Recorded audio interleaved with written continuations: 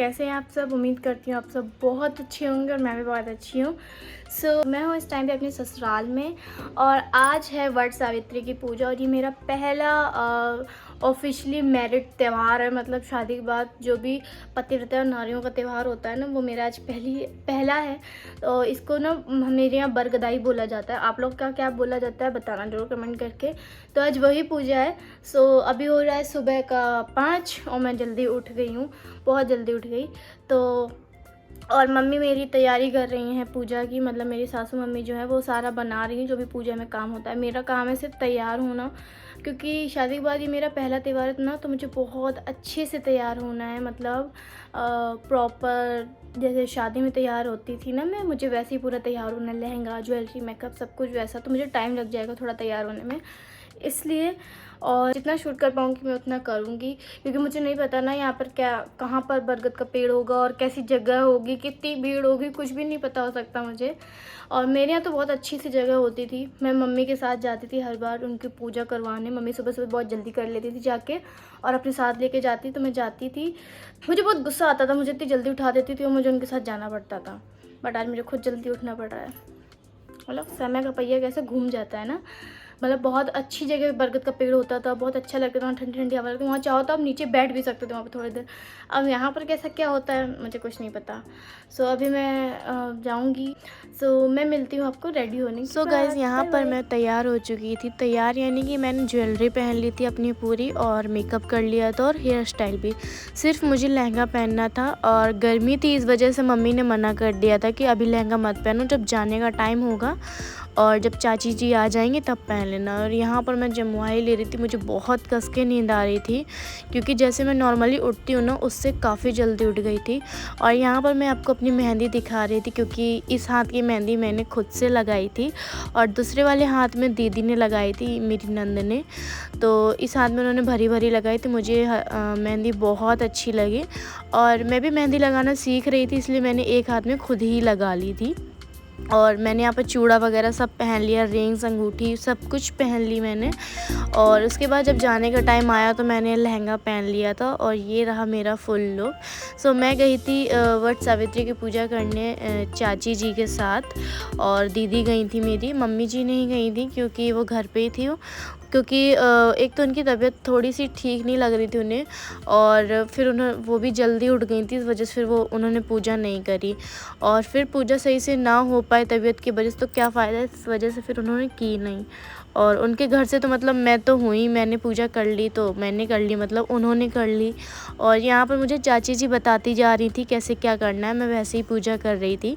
मुझे बिल्कुल भी नहीं पता था कैसे करी जाती है, क्योंकि मैं अपने घर में मम्मी के साथ जाया करती थी पूजा करने के लिए, पूजा करवाने, सॉरी, करने के लिए नहीं।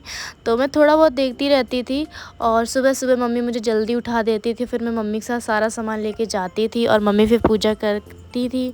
और करने के बाद हम लोग वहीं काफ़ी देर बैठे रहते थे, बातें बातें करते थे। मैं मम्मी की बहुत सारी फ़ोटोज़ क्लिक करती थी और फिर उसके बाद हम लोग घर आ जाते थे। मुझे यही सब चीज़ें याद आ रही थी जब मैं पूजा कर रही थी। मम्मी की काफ़ी याद आ रही थी, क्योंकि इस टाइम पे मैं मम्मी के साथ पूजा करवाती थी और आज एक ऐसा समय है कि मैं खुद ही पूजा कर रही हूँ मम्मी के बिना। वैसे मैंने सुना है कि वट सावित्री की पहली पूजा मायके से ही होती है, बट मैं ऑलरेडी अपने मायके इतना रुक चुकी थी और फिर उसके बाद मैं फिर से जाती तो अच्छा नहीं लगता, इस वजह से।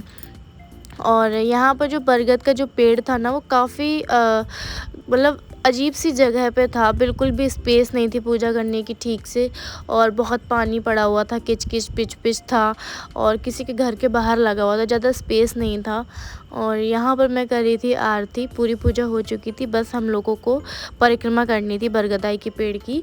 और स्पेस ना होने की वजह से सही से पूजा नहीं हो पा रही थी, क्योंकि मैं एक तो लहंगा पहने हुई थी तो उसमें और भी ज़्यादा दिक्कत हो रही थी। पहले मैंने सोचा था कि मैं सारी ज्वेलरी पहन के जाऊँ, और मैंने बहुत थोड़ी ज्वेलरी पहनी थी, लेकिन वहाँ पर मैं जब पूजा करने पहुँची तो मुझे लगा कि मैंने बिल्कुल सही किया जो मैंने पूरी ज्वेलरी नहीं पहनी, क्योंकि इतनी गंदी गर्मी थी कि मैं जो पहनी थी उसी में परेशान हो गई थी।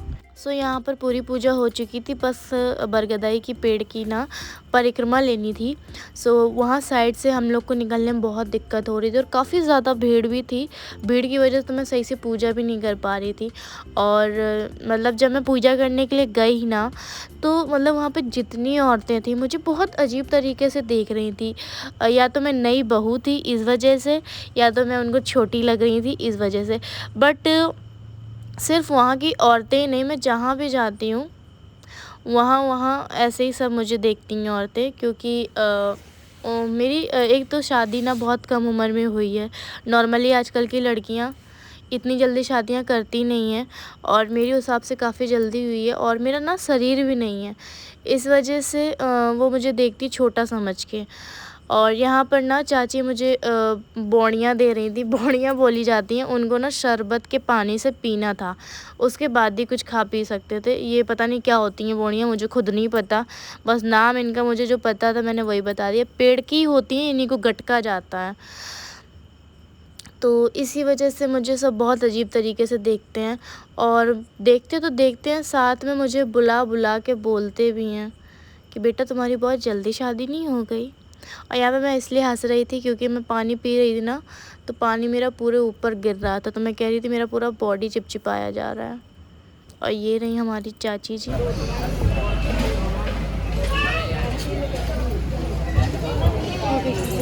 पूजा हो जाने के बाद मैं सीधा गई अपने रूम में और कूलर चला के उसके सामने बैठ गई। फिर उसके बाद ये ना कच्चे चने मुझे गटकने पड़े थे, क्योंकि मम्मी ना चने फुलाना भूल गई थी।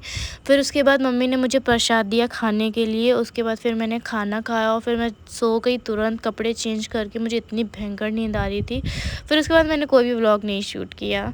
अगर आपको वीडियो पसंद आया हो तो वीडियो को लाइक कमेंट शेयर करना बिल्कुल से भी ना भूलें। Bye bye.